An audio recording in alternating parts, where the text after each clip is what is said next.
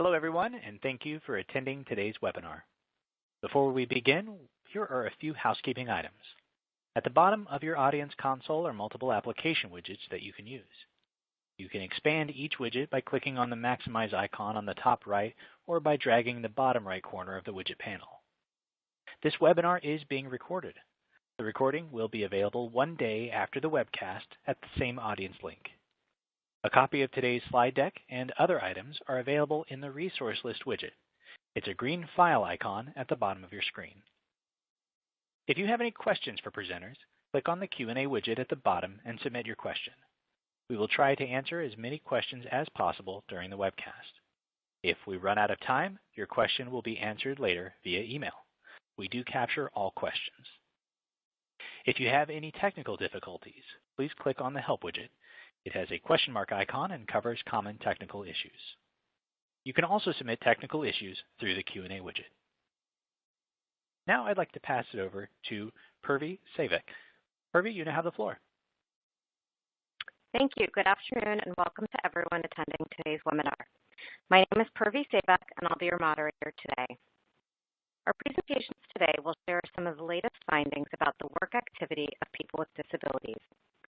Significant efforts by the Social Security Administration and other agencies have focused on encouraging and supporting SSI and DI beneficiaries' efforts to work, but work activity of beneficiaries has not risen substantially in recent decades. Today you'll hear about trends in beneficiaries' employment, work-related activities, and interest in working. We'll also see the extent to which working individuals are earning enough to reduce their benefits. This information can provide insights for SSA and others that are interested in improving the employment and well-being of people with disabilities. I want to acknowledge SSA for their support of this research. SSA funded these studies through the Disability Research Consortium.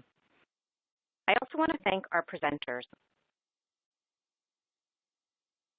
The first presentation will be by Michael Levere, a researcher at Mathematica, who will discuss work activity of SSI and SSDI beneficiaries, suspension of their benefits, and how these changed during and after the 2008 recession. Denise Hoffman, a senior researcher at Mathematica, will then summarize a study on overpayments of benefits by SSA to beneficiaries at work, and the extent to which these overpayments affect future work activity. Our final presentation is by Gina Livermore, Director of the Center for Studying Disability Policy at Mathematica. She will share findings about changes in work-related expectations and experiences of beneficiaries between 2005 and 2015. Our presentations will be followed by a discussion by Paul O'Leary, an economist in the Office of Research, Demonstration, and Employment Support at SSA. Paul will help us interpret how these findings fit into the broader literature and SSA's understanding of beneficiaries' efforts to work. Now I'm happy to turn things over to Michael. Thank you very much, Purvi. My name is Michael Levere. I'm a researcher at Mathematica. I'm going to talk to you today about DI beneficiaries' returns to work. This is joint work with Jody Schimmelheide and Sue Leo at Mathematica and Francois Becker at the Social Security Administration. So our research is aimed to answer two key questions. The first one is, to what extent are DI benefits suspended or terminated because of work, or what we're going to call STW? In order to do this, we developed a compendium of statistics that document on an annual level how many people have their benefits suspended or terminated because of work. These statistics are available publicly online at the link that you see in the slide. So if you click on our slides, you can click on this link to access the data. And our hope is that researchers will be able to use this as a resource to answer any key questions they may have about beneficiaries' returns to work. You can also find the statistics at, if you find our working paper, they're available through that link as well. And these statistics include the suspensions and terminations due to work for DI beneficiaries as well as for SSI recipients and across both programs. They include the annual amount for each, they include the annual amount in total for individuals as well as divided by various characteristics. So that is things like by age, by gender, by the age that one first became eligible for the program, as well as by state. We're then going to use these statistics to answer the question that I'll talk to you about today, which is how did the Great Recession affect DI beneficiary suspensions and terminations for work? Before I do that, though, I'm going to explain how do we define suspension or termination due to work. So in order to have your benefits eventually suspended or terminated, first you have to be eligible for DI benefits. Eligibility for DI is based on having a significant medical impairment expected to last for 12 months or result in death, or having an impairment that leads to the inability to engage in substantial gainful activity, where the substantial gainful activity level is defined as having earnings of $1,180 a month if the beneficiary is non-blind, or $1,970 a month if they are blind. You can then lose benefits by either no longer having a significant medical impairment or by becoming able to engage in SGA level work. The suspension or termination due to work is going to be based on this latter criteria, where you are going to eventually have earnings that are associated with earnings above the SGA level. Before you actually lose benefits, though, DI beneficiaries can first test whether or not they're able to engage in the SGA level work. This slide is going to present the suspension and termination rules, where the first step in reaching suspension or termination is having earnings is what's called the trial work period. The trial work period is a time in which one can earn and can work and then maintain their earnings even if that work is above the SGA level. If you have earnings above $850 in a month, that counts as a trial work period month.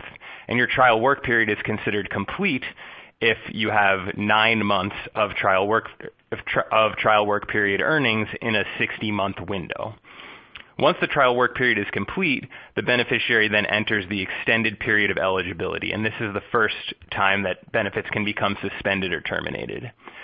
The extended period of eligibility is the 36 months after the trial work period ends, and after the completion, with the exception of a 3-month grace period, earnings above the SGA level result in suspension of benefits during this extended period of eligibility.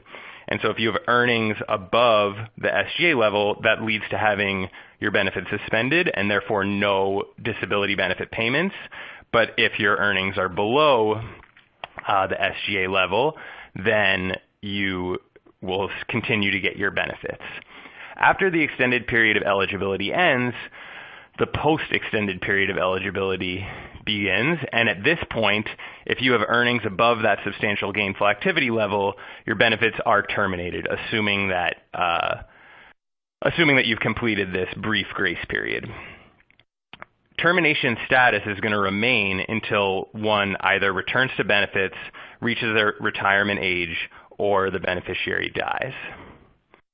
And as I said, once you have your benefits suspended or terminated, this results in the complete loss of monthly cash benefits, which means that your benefits go from the level that they were at to zero, which is the so-called cash cliff.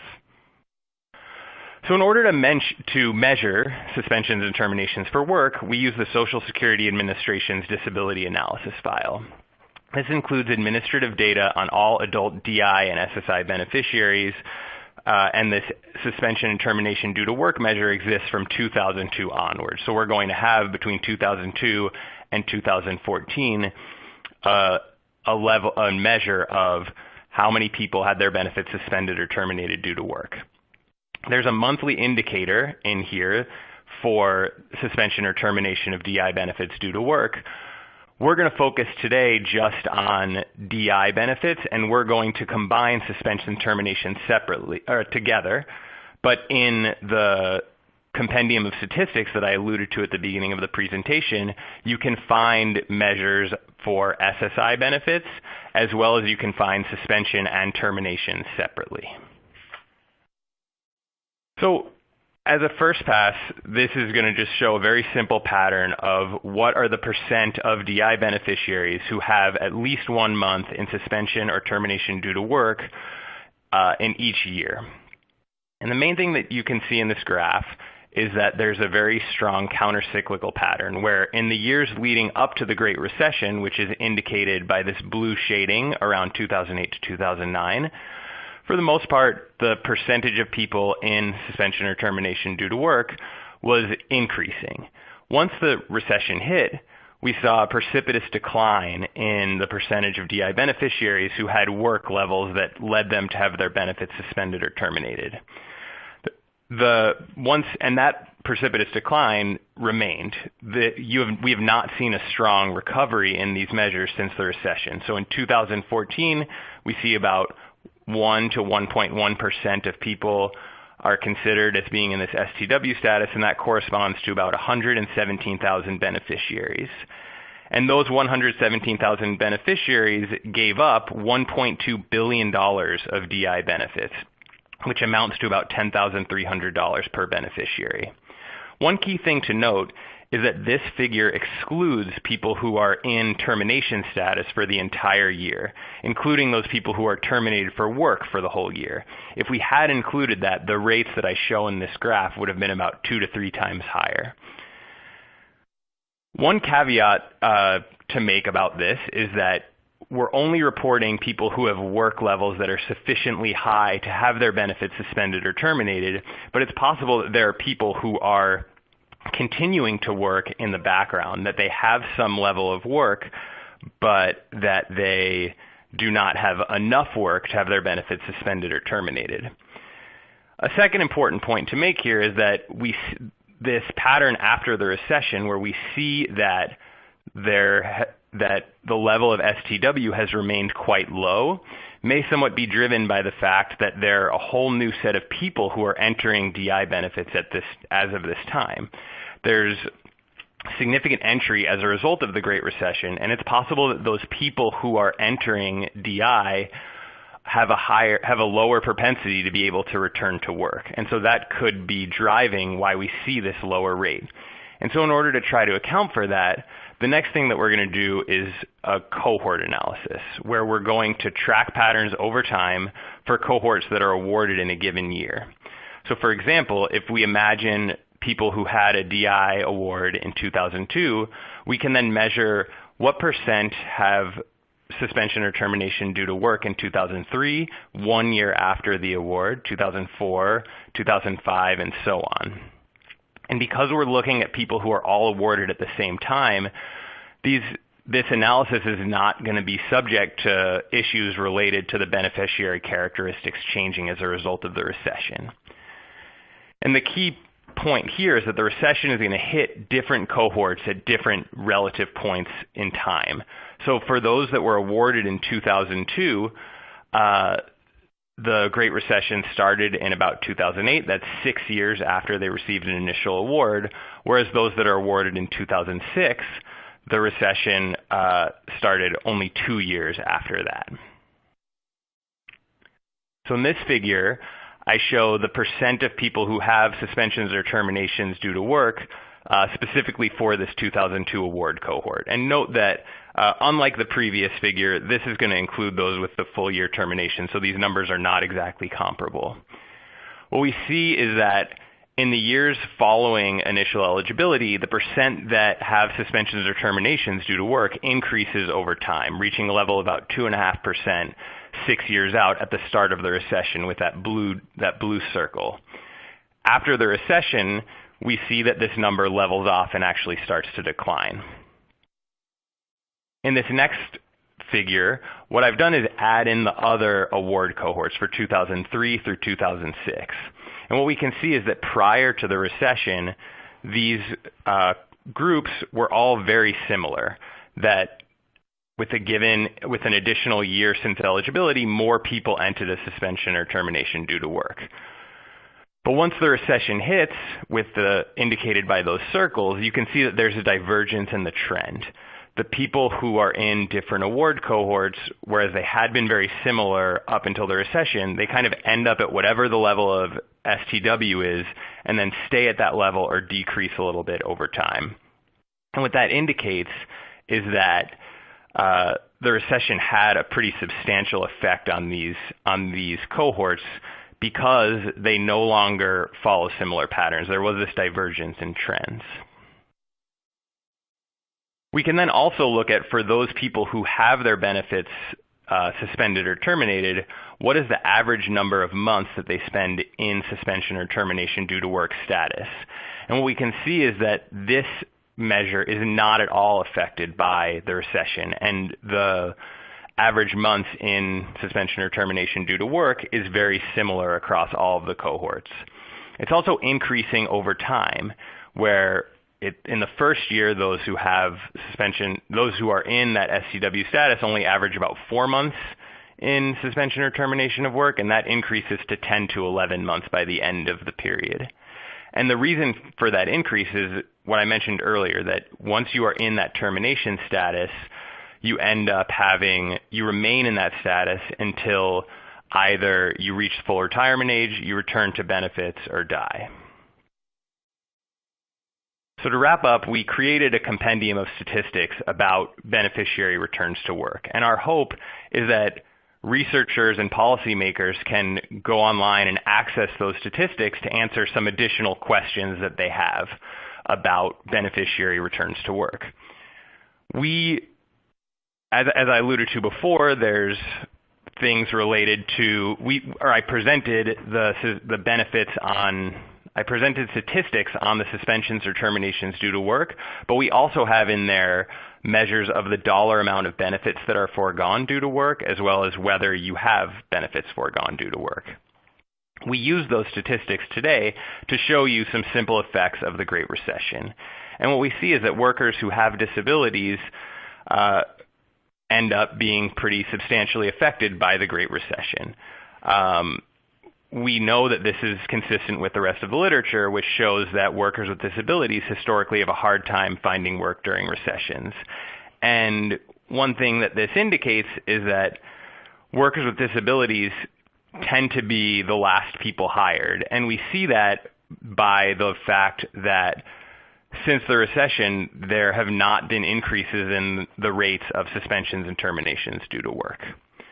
So thank you very much for your time. Please feel free to reach out to me if you have any questions about the suspensions or termination due to work statistics, and we hope that they will be useful for you. And thank you very much.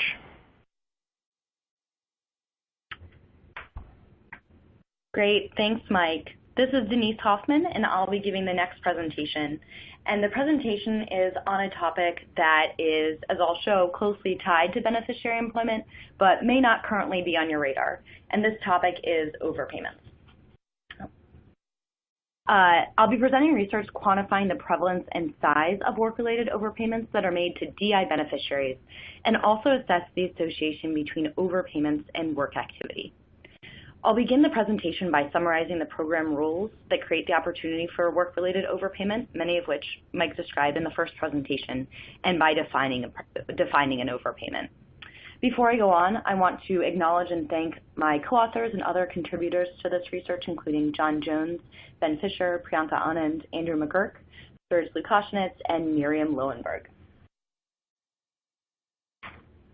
So again, as we heard in the first presentation, initial and ongoing eligibility for DI benefits is contingent on an inability to engage in substantial gainful activity.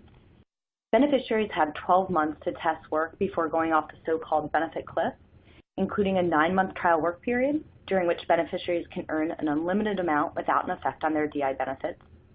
And then in the first month after a beneficiary engages in SGA, which will likely occur during the extended period of eligibility that Mike explained, but in the first month after the trial work period that this happens, SSA determines that the beneficiary's disability has ceased.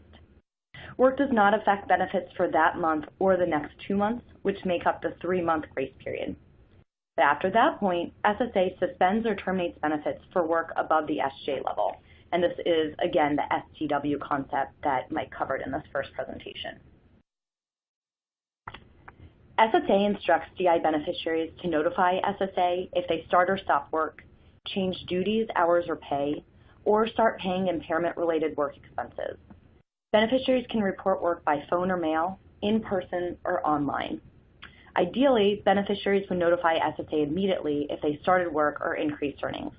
And if they would process that information within 3 months of engaging in SGA after the trial work period, which corresponds to the 3-month grace period. And then after that point, if SGA continues, would be able to suspend benefits in real time. However, in practice, that's not how things typically happen. The first potential breakdown occurs because beneficiaries rarely report earnings to SSA timely. According to a recent SSA Office of the Inspector General report, 65% of work-related overpayment dollars were caused by beneficiaries' reporting failures. Of course, it is possible that some of these beneficiaries attempted to report earnings and didn't follow the correct procedures, or that the staff who received the earnings reports didn't record it correctly. But regardless, in these cases, SSA does eventually learn of earnings, often through IRS records or more recently through earnings records from the National Directory of New Hires. The second potential breakdown is when SSA does not process earnings information timely. SSA must conduct a review to verify earnings, determine when the work activity occurred, and determine whether they should suspend or terminate benefits. This process is complex because of the complexity of the DI work rules, which go even beyond what was shown in the first presentation. And also there are backlogs in processing this information that are existing. According to the same Office of the Inspector General report, 35% of overpayment dollars were caused by SSA processing delays or errors. But either of these scenarios may lead to SSA overpaying the beneficiary. An overpayment occurs when SSA pays a beneficiary more than the correct payment due. If a beneficiary should have been an SDW, the beneficiary is due $0 on the basis of work activity. Again, they've gone off the benefit cliff. And the amount that the beneficiary was paid is an overpayment. In most cases, beneficiaries are required to repay the overpayment. And this is often done through future benefit withholding, which might be as large as withholding the entire benefit check to repay this debt, or as small as a $10 per month payment. And beneficiaries also have the right to appeal overpayments. I also want to clarify that overpayments may occur for a variety of reasons, but the focus of this research is on work-related overpayments. SSA monitors overpayments for accounting purposes, but does not produce beneficiary-level statistics. Researchers have tried to generate statistics on DI work overpayments. For example, 2 SSA Office of the Inspector General reports conducted case reviews, which are time-consuming, and so as a result did this for a relatively small number of records, less than 1,000. So it's not clear if these results are representative. This research adds to the body of evidence on overpayments by providing detailed statistics on the prevalence of work-related overpayments to DI beneficiaries, the average size of overpayments, and characteristics of beneficiaries who were overpaid. We randomly selected a representative sample of nearly 500,000 DI beneficiaries, which is about 10% of the full DI caseload who met certain sample criteria. We used SSA administrative data to identify overpayments between 2010 and 2012. First, we identified months in which the beneficiary was in suspension or termination for work based on recent SSA administrative records. And this is a universe of beneficiaries who could have had a work overpayment. Among that group, we identify overpaid beneficiaries as those who were paid benefits for those months in which they should have had $0 because of their work status. SSA conducted case reviews to vet the algorithm, and in aggregate, the predictions from our algorithm were within 0.3% of the corresponding SSA estimates. Our results show that among the nearly 500,000 beneficiaries in our research sample, 2.7% experienced suspension or termination for work in 1 or more months from 2010 to 2012. Again, this is the universe of beneficiaries in our sample who could potentially have been overpaid. And among that sample, 71% were overpaid. And this indicates that overpayments are the norm for beneficiaries with substantial work activity. There was a range of overpayment amounts. Some were overpaid less than $1,000, and others were overpaid more than $30,000. The median overpayment amount was $9,282. A majority of beneficiaries who were overpaid had a monthly DI benefit of less than $1,000, so overpayments can be quite large in comparison. Some beneficiary characteristics are statistically significant predictors of overpayment, and among those at risk for overpayment, beneficiaries with the following characteristics were more likely to be overpaid. Beneficiaries who are Black or Hispanic, those with less than a high school education, those with a DI benefit amount under $1,000 a month, and those receiving DI but not SSI benefits. So we know that overpayments are common, even more so among certain groups of beneficiaries. However, there is no consensus on how overpayments affect earnings. It's possible that beneficiaries maintain or increase earnings after learning of an overpayment. Qualitative research describes some beneficiaries who react in this way. One beneficiary explained that he increased earnings to help pay off his overpayment debt. But qualitative research also shows that some beneficiaries reduce their earnings after learning of an overpayment. One recent and comprehensive example of this type of finding is in the Kregel 2018 paper. But to highlight why this might occur, one beneficiary in a different report explained that she perceived overpayments as a penalty for working. We're trying to conduct an analysis to answer this question. Specifically, we want to know what is the impact of work-related overpayment on beneficiary earnings. We analyzed work-related overpayments that SSA identified between 2007 and 2014 and conducted analysis of within-person changes before and after the overpayment notification. We plan to estimate the causal effect of overpayments on SGA level earnings. This analysis is in progress, and in the next slide, I present some early findings, descriptive results that track the proportion of beneficiaries presumably engaging in SGA before and after SSA notifies the beneficiary of an overpayment. On the x-axis of this exhibit, we track the months relative to overpayment notification, which is depicted as month 0. The red bars correspond to the month of and months after notification. On the y-axis, we track the proportion presumably engaging in SGA. The results show increasingly large declines in SGA engagement leading up to the overpayment notification, the blue bars. The decline signals that there are reasons that beneficiaries reduce earnings other than overpayment notification. We see the largest monthly decline in the notification month itself, which again is month 0, and then we see smaller declines in the following 6 months. Between the month before notification, which is -1, and the month after notification, 1, the proportion engaging in SGA dropped by 4.6 percentage points. This demonstrates an association between overpayments and disengaging from SGA, but we don't account for other factors that could also cause beneficiaries to change earnings. As mentioned, we plan to estimate the causal effects of overpayments on SGA level earnings, and to do this by accounting for other factors that affect earnings, such as beneficiary characteristics, earnings history, and communications from SSA. In conclusion, I want to emphasize that work-related overpayments are prevalent among beneficiaries working at substantial levels, and overpayment debts are often sizable. When we think about employment, we should also be thinking about overpayments. Preventing overpayments is important for beneficiary well-being, program integrity, and potentially for ongoing SGA. I want to end by highlighting that SSA is enacting policies to help reduce overpayments, including seeking access to more timely earnings information, offering an online reporting option to beneficiaries, and efficiently prioritizing earning processing for certain cases. Thank you, and if you have any questions, my contact information is noted on the slide. All right, I'm next, Gina Livermore from Mathematica, and I'm going to talk about great expectations but poor outcomes, declining employment among a growing group of work-oriented beneficiaries over the 2005 to 2015 period.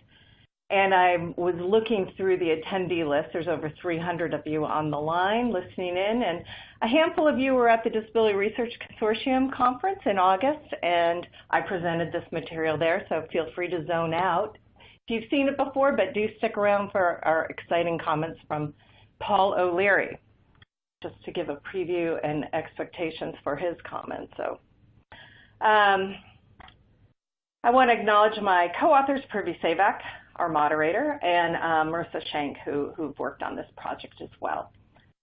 So the purpose of this study was to look at how employment experiences of working age SSI and DI beneficiaries changed over the period from 2005 to 2015.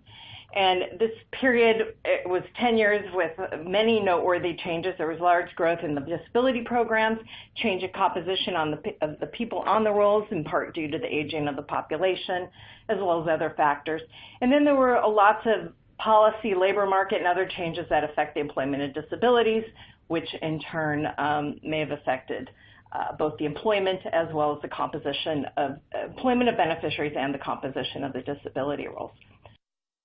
So this table on the screen just lists a few of those things that might have had an impact on employment over this period. And in general, there were lots of initiatives, federal and otherwise, that might have had a positive impact on employment, lots of focus on the work of, or on the employment of people with disabilities, some beginning even before the 2005 period, but gaining momentum or expanding during the decade after.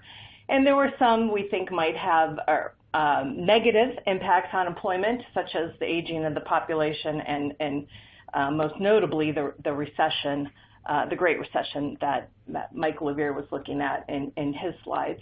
And then there's other things we just have no idea, like changes in disability determination or other processes or things going on at SSA or other programs. So the specific research questions we address in this study is, first of all, how did the characteristics and health of beneficiaries change from 2005 to 2015? How did beneficiary work expectations change? That is, you know, their goals about work or whether or not they expected to work in the future. And among those who had work goals or expectations, how did their employment-related experiences change? And we look at a lot of different types of employment-related experiences, but today I'm just going to focus on employment itself, some employment measures. And then we want to know whether the differences we looked at over time were significant after we control for changes in the personal characteristics and the health of the population. If the population is aging, their health may be changing, and if we see differences in employment over the time period, how much of that is due to, you know, the aging and how much is due to, we want to try to hold that constant over the period so we know what's a change net of that above and beyond the characteristics changes. So we use data from the 2005 and 2015 National Beneficiary Surveys, and these are nationally representative surveys of working age SSI and DI beneficiaries. It's sponsored by the Social Security Administration, and they have large samples, over 4,000 in both years of DI and SSI beneficiaries. And we produce unadjusted estimates of the characteristics of employment related experiences, and this data is actually out there. SSA has a publication out based on the 2015, and some of the past ticket to work evaluation reports have lots of descriptive statistics from the 2005 and the other NBS rounds. And that's not really where, what this study, the contribution this study makes is adjusting those estimates for changes in the characteristics of the population, and also focusing on the group of people with work expectations and goals. So we use regression-based, or we conduct regression-based adjustments, and the things we control for are changes in age, race, sex, education, marital status, the time on the disability rolls, general mental and physical health, and selected activity limitations. And the findings I'm going to present, they represent, you know, snapshots at these two particular points in time in 2005 and 2015.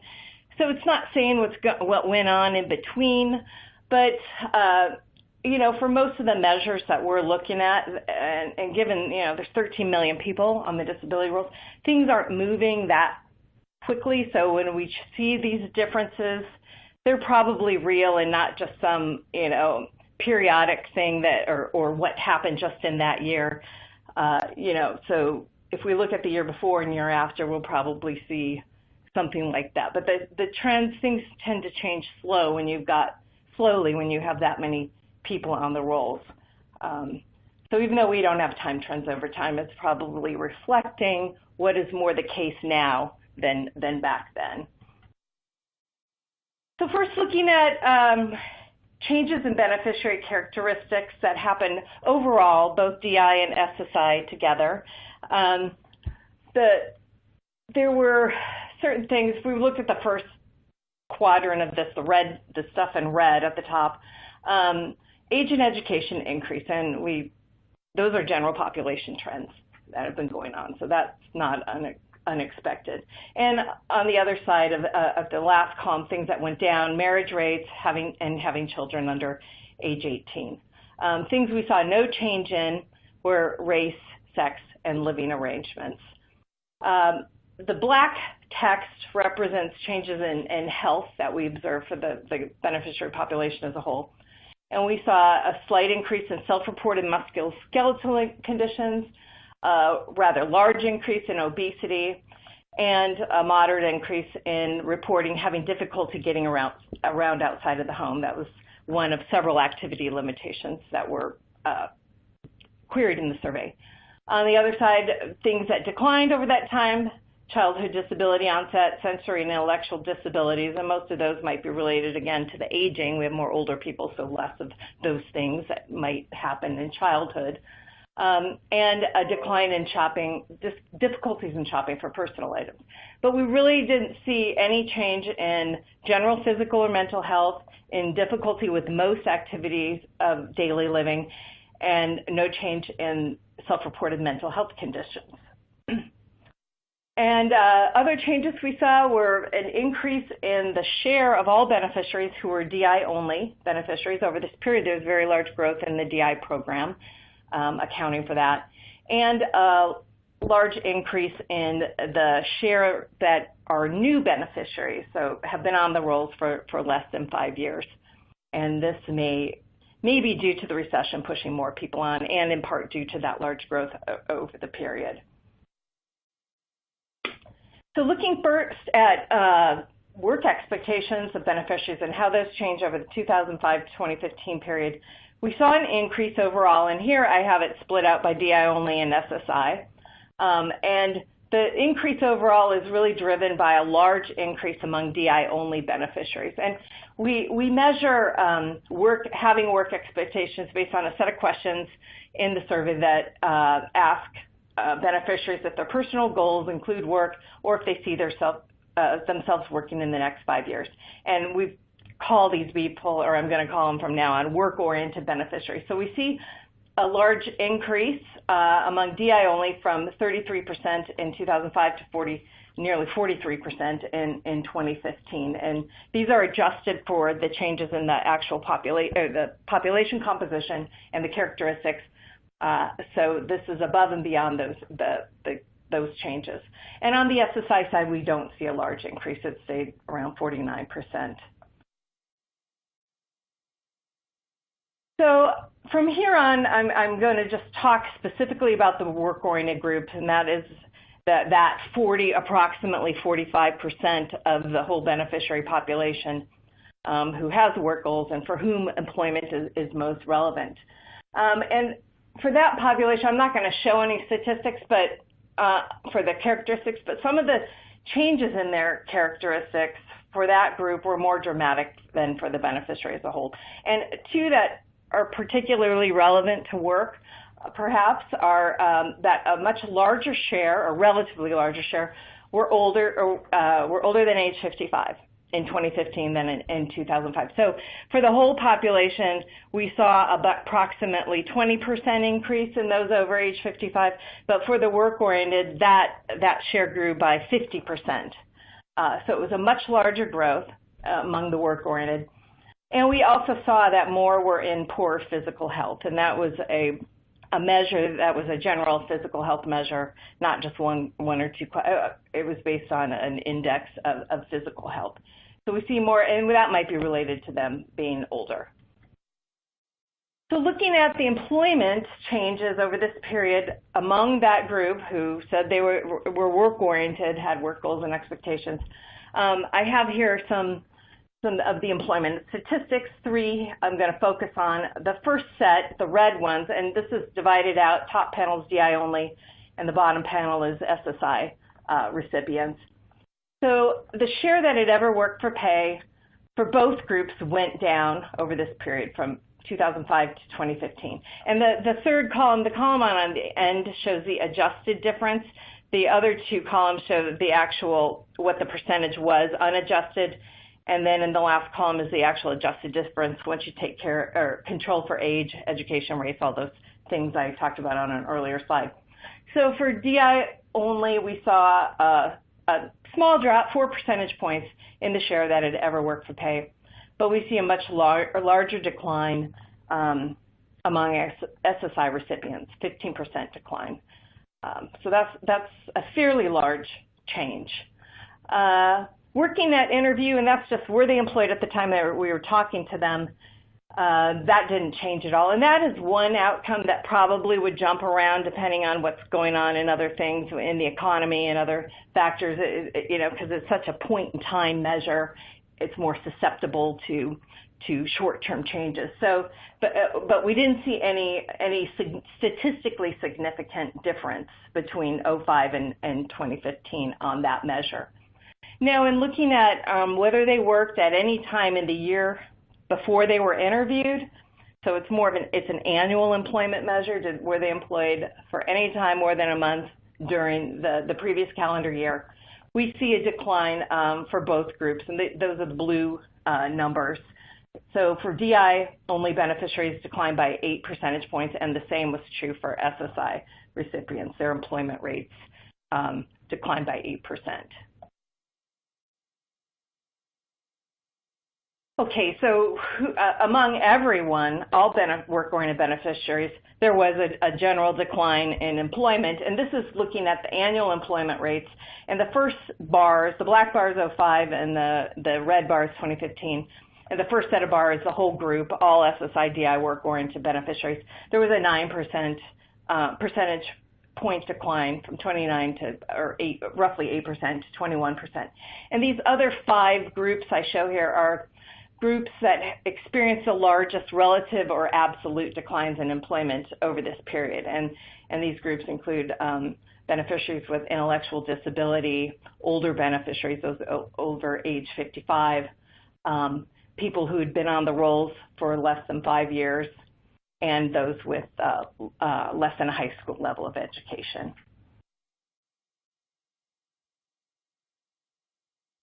So in conclusion, what might explain the findings, in particular, more DI beneficiaries wanting to work, and then the rather significant declines in annual employment and the likelihood of ever having any past work that we observed. So I guess the key word here is might. This study is descriptive and nothing is, we're not looking at the causes of these things, but I just wanted to discuss a few, what might be some possible contributors. A lot of these things you can't even measure or figure out, if you wanted to, what the actual impact of it was on employment.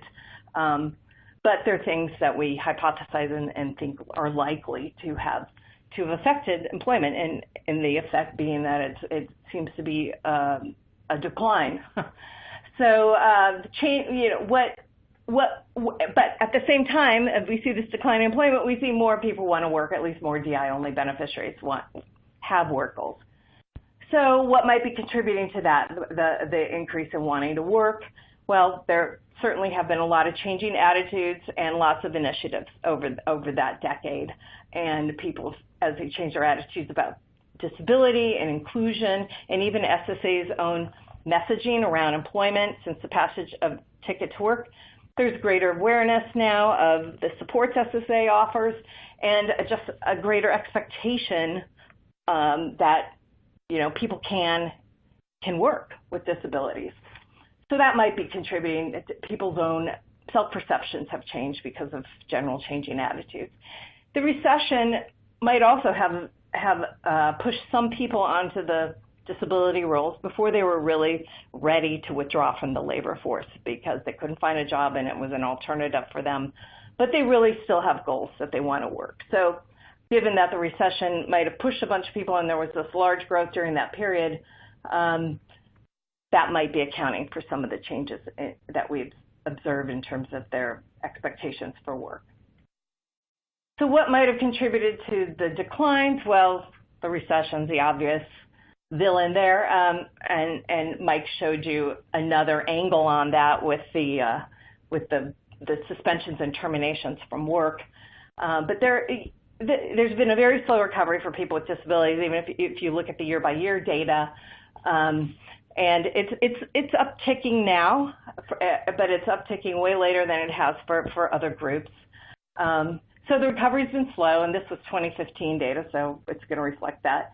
But the fact that so many people there was such a decline in ever having worked, the recession likely also dampened the ability for young people to get early work experience, and that's going to have long-term repercussions for them. It may have also reduced the ability of state and other programs to provide employment services to people. If VR agencies went in order of selection or programs didn't have the budgets to provide the support, that could also account for that. And that could be due to recession or otherwise. And changing attitudes, again, might be a contributor in the sense that while attitudes have changed and people want to work, the work opportunities out there or the actual employability of the individuals has not improved. There may be reduced incentives to work if it's more difficult to find a job than it was to match skills and preferences to jobs that are out there.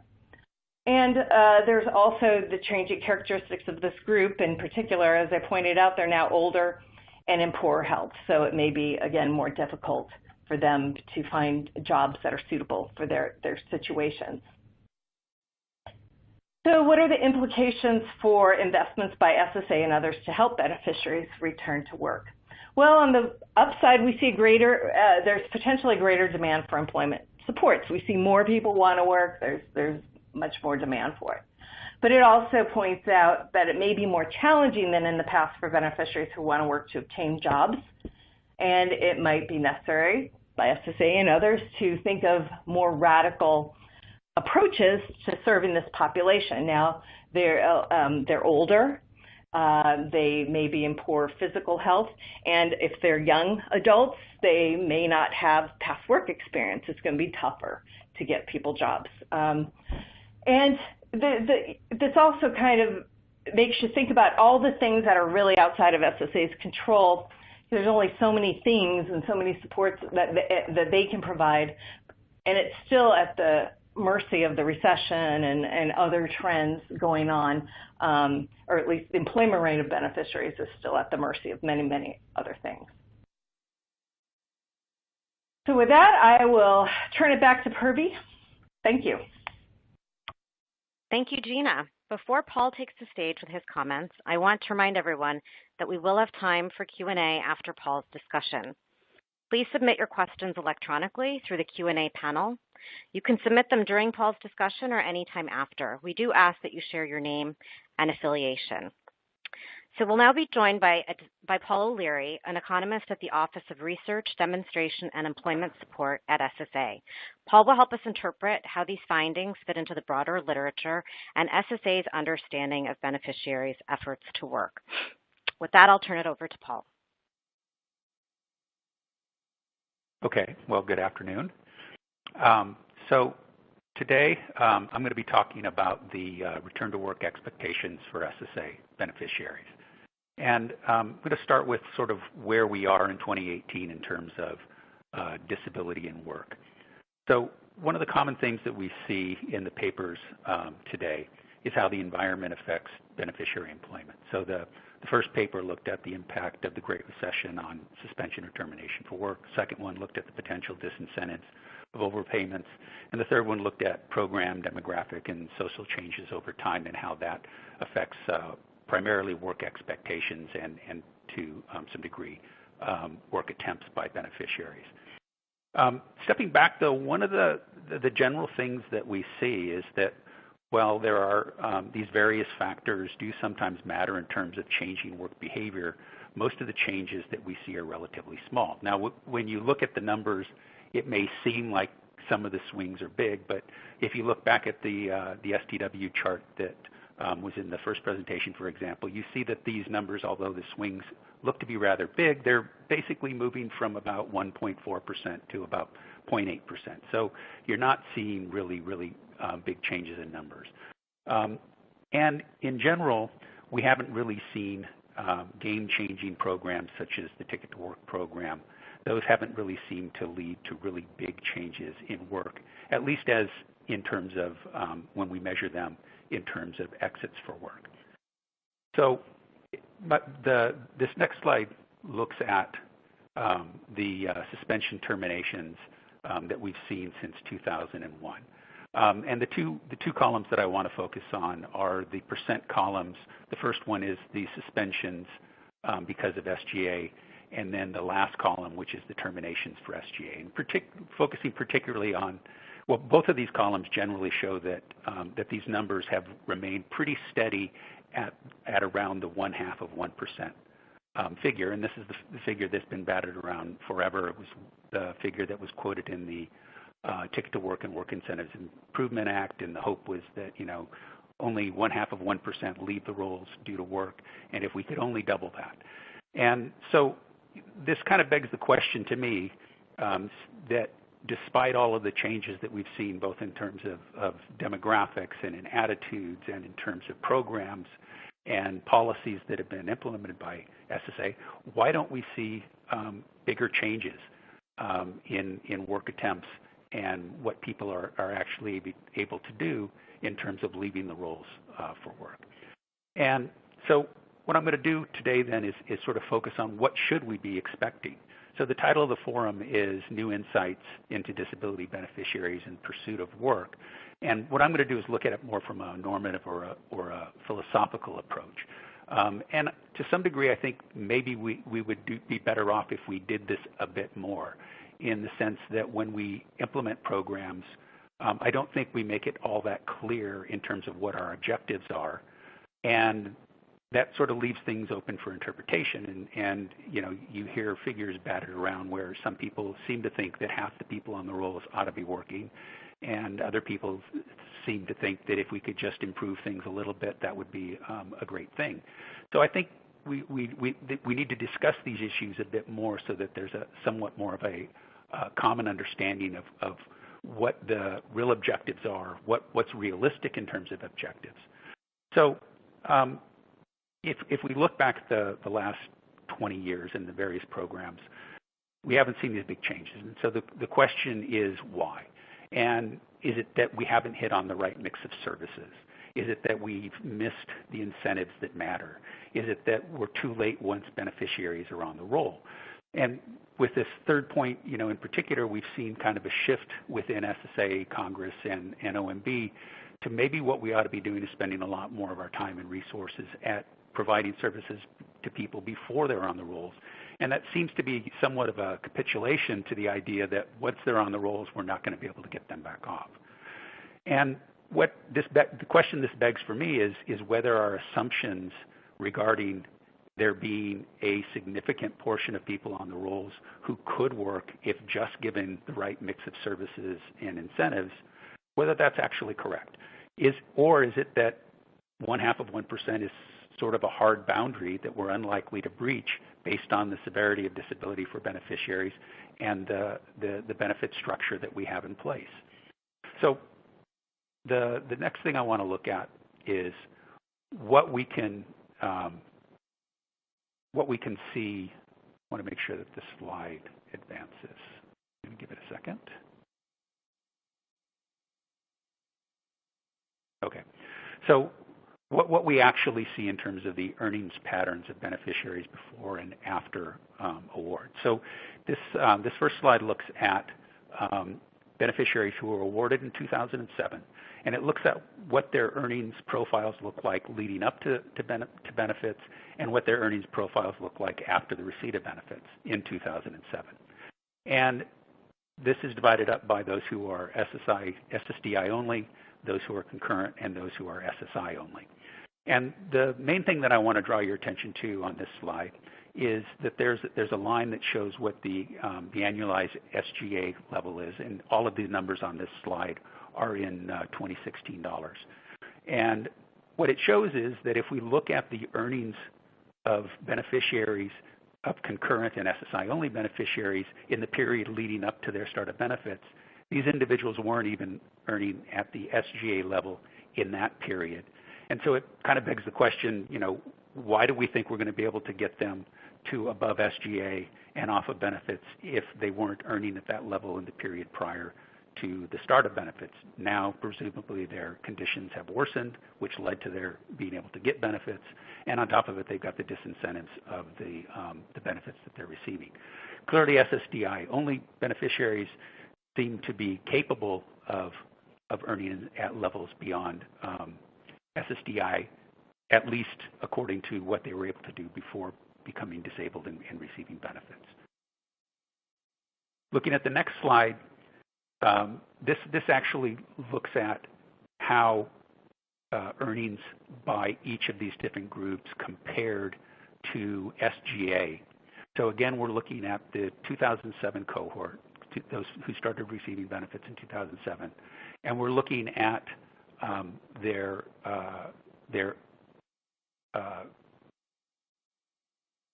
earnings 5 years prior to the start of benefits. And what we see is similar to the prior slide, that particularly for SSI and concurrent beneficiaries, for SSI, 93% of those individuals were not earning at the substantial gainful activity in the 5th year prior to starting benefits. And 73% of concurrent beneficiaries, that's 3/4, were not earning at the SGA level prior to starting benefits. The picture's better for the SSDI beneficiaries. But even still, a third were not earning at the SGA level prior to the beginning of benefits, 5 years prior to the beginning of benefits. This next slide looks more in terms of the incentive issue, in the sense that it compares earnings in the 5th year prior to starting benefits to what their benefit level combined with any earnings that they have 2 years after starting benefits. And what we see is that, so for the most part, for the SSDI only group of people, they are earning just a little, their current situation, their income is just a little better than half of what it was under earnings. For the concurrent beneficiaries and the SSI beneficiaries, however, what we see is that their current benefits combined with any earnings that they have at this point, 2 years after starting benefits, they're actually considerably better off than they were based on earnings of 5 years prior to starting benefits. So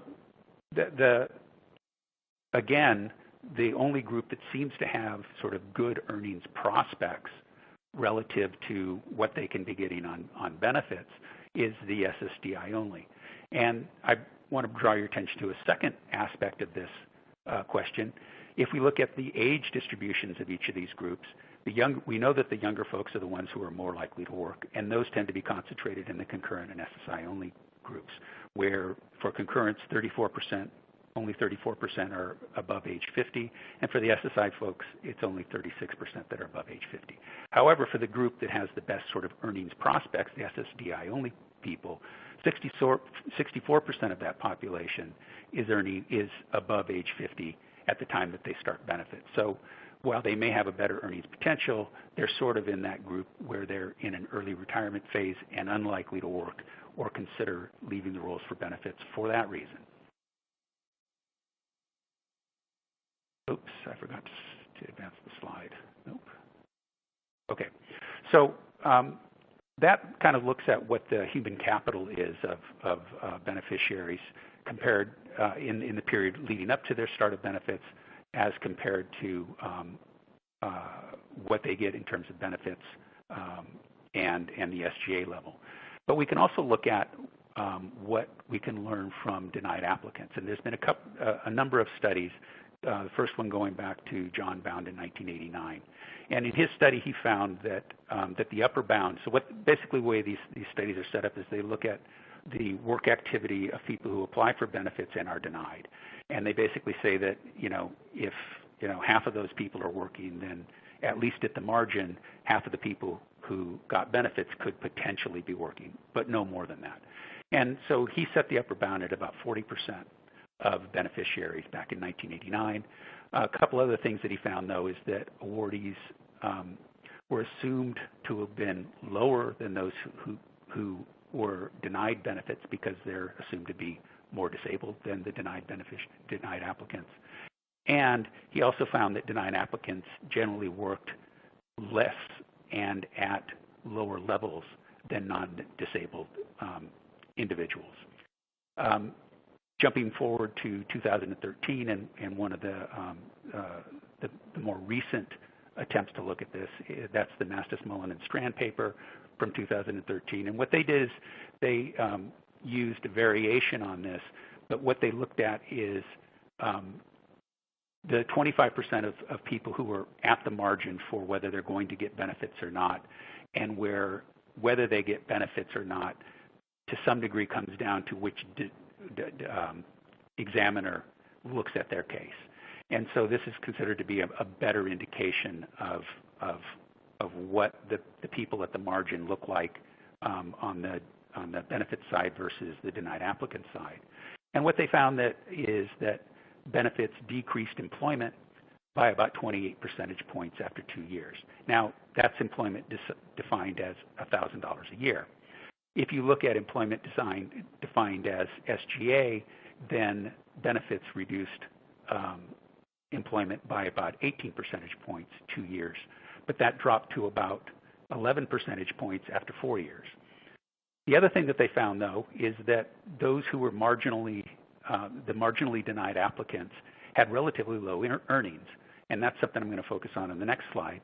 But essentially, although these 11% after 4 years were actually working, 11% more were working relative to those who actually got benefits.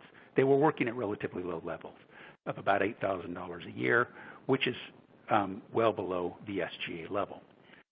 Now, so that sets the potential upper bound. So we'll call that 11% of people who could potentially work. But we also know that a large percentage of people who are on the rolls die or retire within 5 years of starting benefits. And that works out to about 30% of each cohort. So we've got 11% at the top of about 25% who could potentially work at that level. And then we've got those at the bottom, about 30% who can't. And just doing sort of a back of the envelope sort of calculation, if you assume that the people in between those two extremes are at about the halfway point, you end up with maybe the upper bound of the overall population at about 5.5%. I think that it's worthwhile to think about that because, that does kind of set what the overall expectations. I think it's unlikely that within the overall SSA population that more than 5% of beneficiaries are capable of working at a level that would get them off of benefits. The next thing I wanted to mention is the levels of earnings that actually lead to exit from benefits. And so if what we do here is we look at the people who were on the rolls in 2006, and then we look at subsequent periods, annual periods, where they were in suspension or termination for work for the entire year. And what we see is that the people who actually get to this sort of sustained level of being off the rolls because of work are earning at pretty high levels. So the folks in the 2007 year, so this is a year after the 2006 cohort that we're examining, the average earnings in that year for these people who were off the rolls for that entire year was $33,000, which is more than 3 times the SGA level. And if we look at what they were earning relative to what they gave up in terms of benefits, what we call their benefits forgone because of work, we see that their earnings were almost $20,000 higher than what they were getting in benefits. It's a relatively small portion of the cohort at about 0.3%, but if we follow those people through 2016, we see that the numbers go up, and by 2016, about 1% of people are actually earning off of the rolls for an entire year because of work. This next slide just sort of shows how this works in terms of quantiles, so looking at sort of the percentage groups. So this includes everybody, so it also includes people on SSI, it's not just SSDI. And we see that relatively few or a relatively small proportion of the population who gets off the work, gets off of benefits for a full year are working at low levels.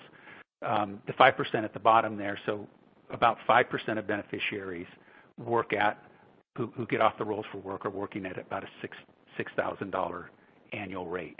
But that's primarily SSI people. If we look at this for DI, it's actually about double that at the 5% level. But what this shows is, particularly if you look at the 25 and 50% ranges, what it shows is that most of the people who are getting off the rolls because of work are earning at somewhere around $20,000 and above. And if you combine that with what we saw in the earlier slides, relatively few, particularly in the SSI and concurrent groups, are able to get to that sort of $20,000 range. And the ones who can in the SSDI group tend to be people who are closer to retirement age and probably a lot less likely to be interested in returning to work and leaving benefits. So in summary, despite the numerous initiatives that we've seen over the last 20 years, the proportion of beneficiaries who leave benefits for work seems to be stuck at about 0.5%. New services and incentives have not had a big impact on moving that number, and there seems to be some possibility of additional exits, possibly as high as 5%, but we just haven't seen that occur. And the reason seems to be, at least to me, that simply getting beneficiaries to an SGA or just barely over SGA seems to be insufficient to get them to be interested in leaving benefits and giving up the things that go along with benefits and the security that goes along with benefits. So this suggests, one is that we are unlikely to see large changes unless a new program can substantially increase beneficiary earnings, or the rules change in such a way as to make exits with lower levels of earnings more attractive.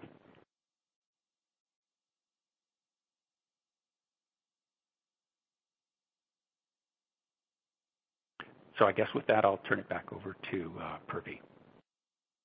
Thank you, Paul. We now have time to answer questions from our webinar attendees. The first question is for Denise. Denise's question is from Ann Austin from Laradon. What is SSA doing to improve the entering of reported earned income in an effort to stop overpayments? How does SSA monitor the need for work reviews based on reported earnings or earnings reported by the IRS? Sure, yeah. SSA has several initiatives that I think fall into some of the categories that relate to this question.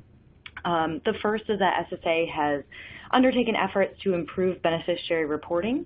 Last year, SSA began offering a way for beneficiaries to report online, which can be via a computer or a mobile device, and has also funded research to assess the communications that SSA sends to DI beneficiaries about the need to report earnings.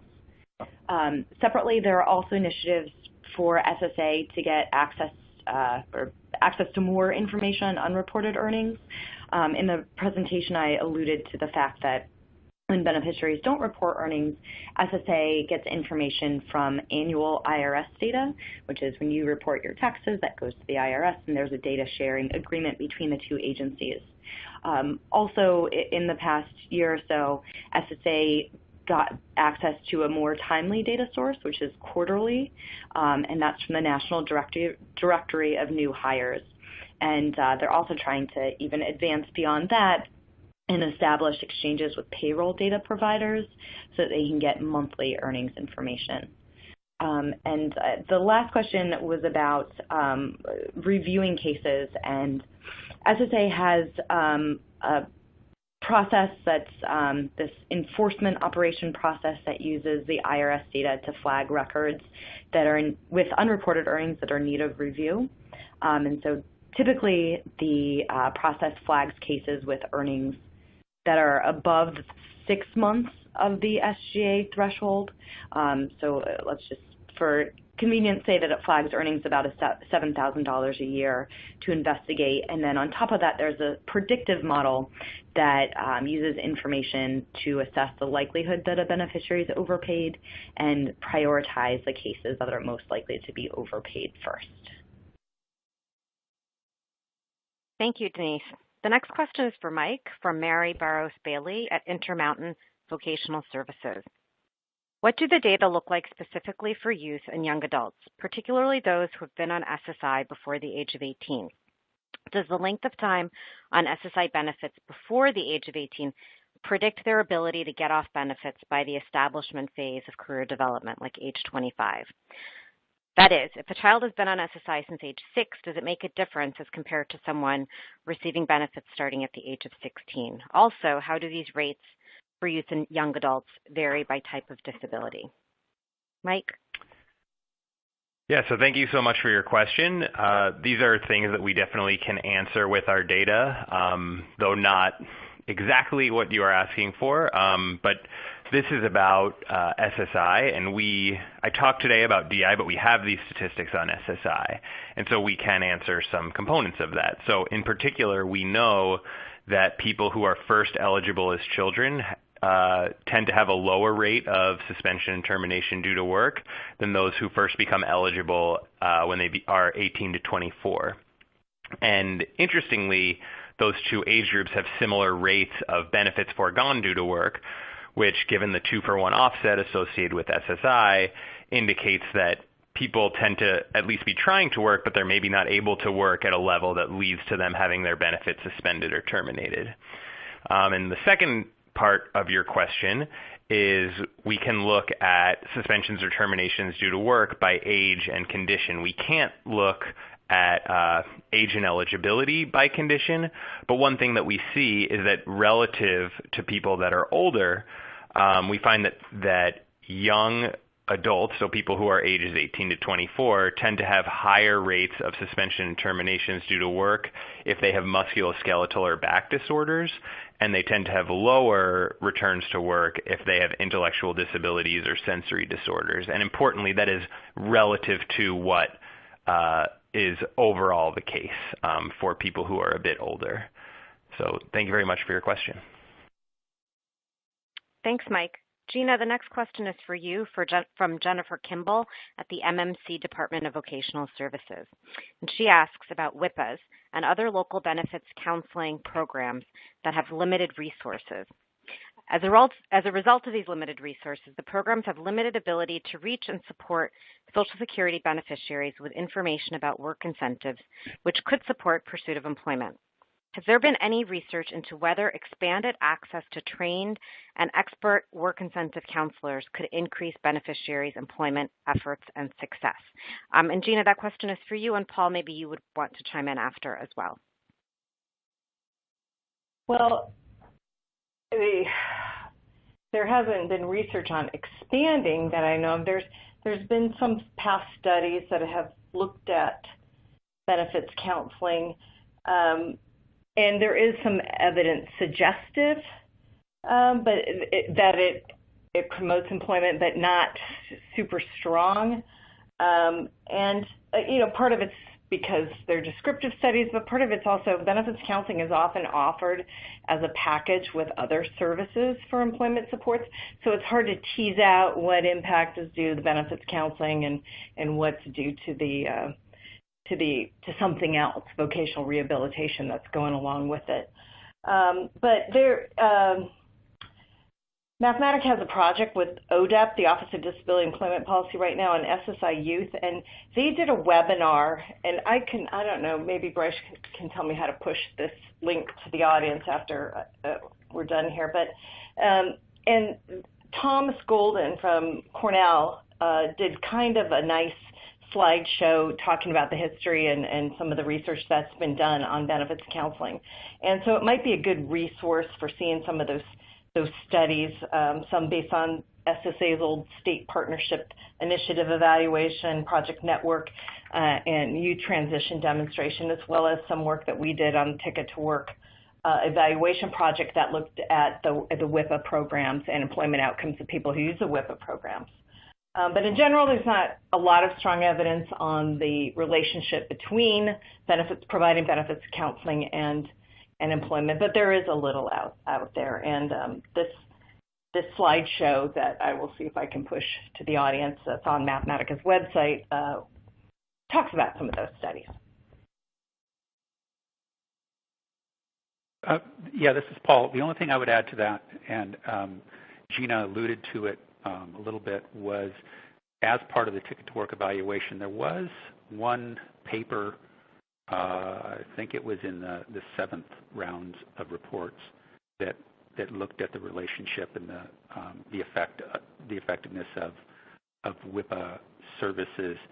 And I must apologize. My recollection was that it did show some evidence that the WIPA benefits were associated with higher levels of employment, but it's been more than 5 years ago, so I don't remember. Yeah, that was my paper. Exactly. I did that paper, Paul.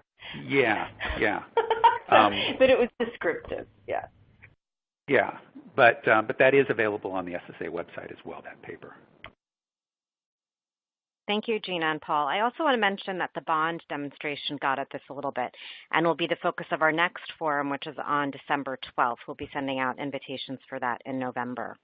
Oh, thanks, Purvi. I forgot to mention that. The bond is Benefit Offset National Demonstration, another demonstration by SSA, and they did rigorously test enhanced benefits counseling and the impacts of that.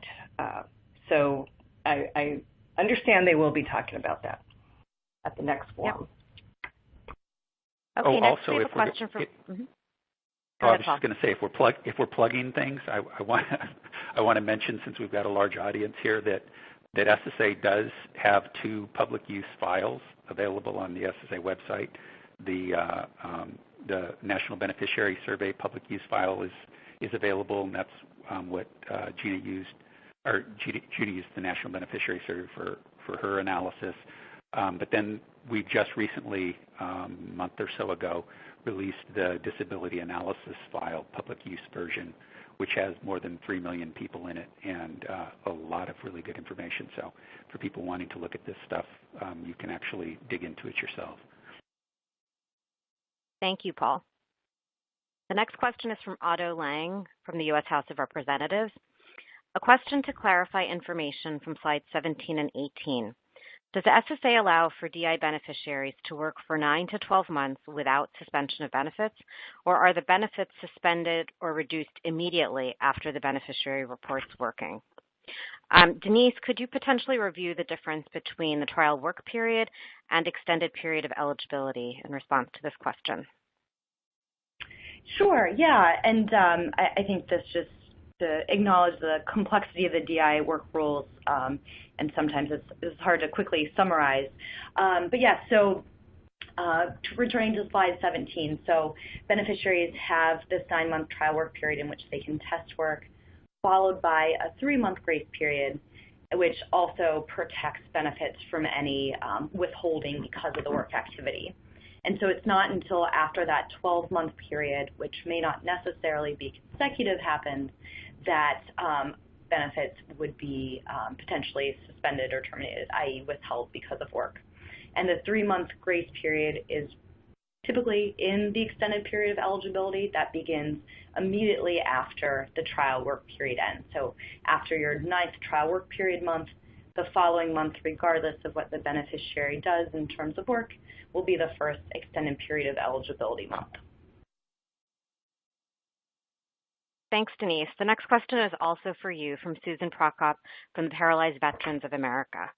What proof can beneficiaries receive that they reported their earnings in a timely fashion? Yeah, so when beneficiaries report work, SSA staff are supposed to provide receipts which, like when you make a purchase at a store, it's evidence that you have conducted a transaction, in this case, that you've reported your work. And so if this is in person, this is something that you could potentially receive in person if that's how you reported, or in other cases it might be mailed or generated from the online reporting system. I think that this is something that would potentially help a beneficiary if they were overpaid and wanted to appeal, but I should also clarify that I don't know what makes a successful appeal or not, but it's certainly a best practice for beneficiaries to make sure and ask that they get a receipt when they report work. Thanks, Denise. Next, Susan has a question for Gina. Did you examine opioid use or opioid abuse as a factor in beneficiary characteristics and work? No, there's no information about that in the National Beneficiary Survey. That would be interesting if they had something in there, but there's nothing like that in that data set. Gina, there's another question from you, and this one is from Joanne Schneider at the Chrysalis Corp and George Washington University. She asks, how many hours of work or work duration is required to count as working in the previous year in your study? The hours don't matter. It's just, did you work at any job for a month or longer is what the question is. So it's just trying to weed out, I guess, some short-term employment. So the hours were not a criteria. Thanks, Gina. The next question is for either Mike or for Gina from Winthrop Cashdollar at America's Health Insurance Plans. If the Great Recession pushed working Americans onto SSDI prematurely, should we now or soon be seeing a spike in the rates of beneficiaries leaving SSDI because of employment? So in the statistics that we have, I showed the cohorts from 2002 to 2006, but we can also look at statistics for those awarded in 2009, 2010, and kind of as part of the Great Recession when there were these higher numbers of people submitting applications and getting awards. And we see that the rates of suspensions and terminations due to work are slightly higher for those cohorts that were awarded as part of the Great Recession. And so that could be suggesting that, if that trend continues and they continue to increase suspensions and terminations because of work, that maybe there will be increases overall. But as Paul alluded to in his comments, we've seen that there's research in particular, he mentioned the paper by Mastis, Mullen, and Strand, showing that there are effects of just getting an award on the likelihood that you'll return to work. And so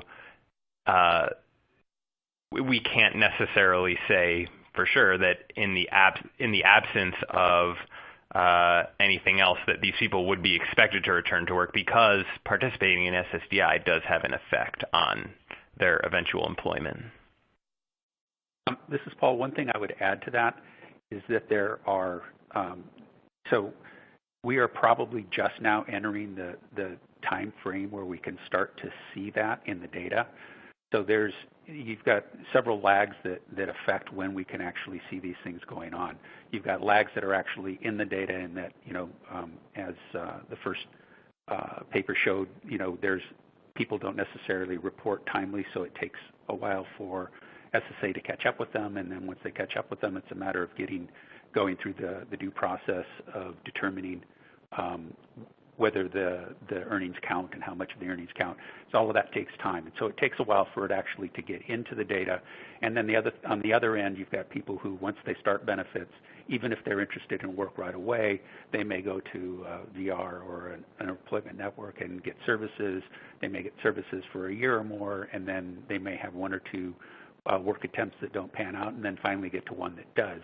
So that takes time. So it takes a while for the individual to get to a work attempt that might lead to suspension or termination for work. And then once that happens, it takes a while for the data to kind of catch up to what's actually gone on. So what I'm saying is that, for the folks who maybe started getting benefits in 2011, 2012, we're just getting to the point where we can start to see whether there have been much in the way of changes. Thanks, Paul and Mike. The next question any of the presenters could take, it's from Troy Moore at Inspiratech. In your opinion, is the loss of health benefits or the concern about that loss for beneficiaries that exceed the SGA level a significant cause for the decline in beneficiaries who re-enter the workforce?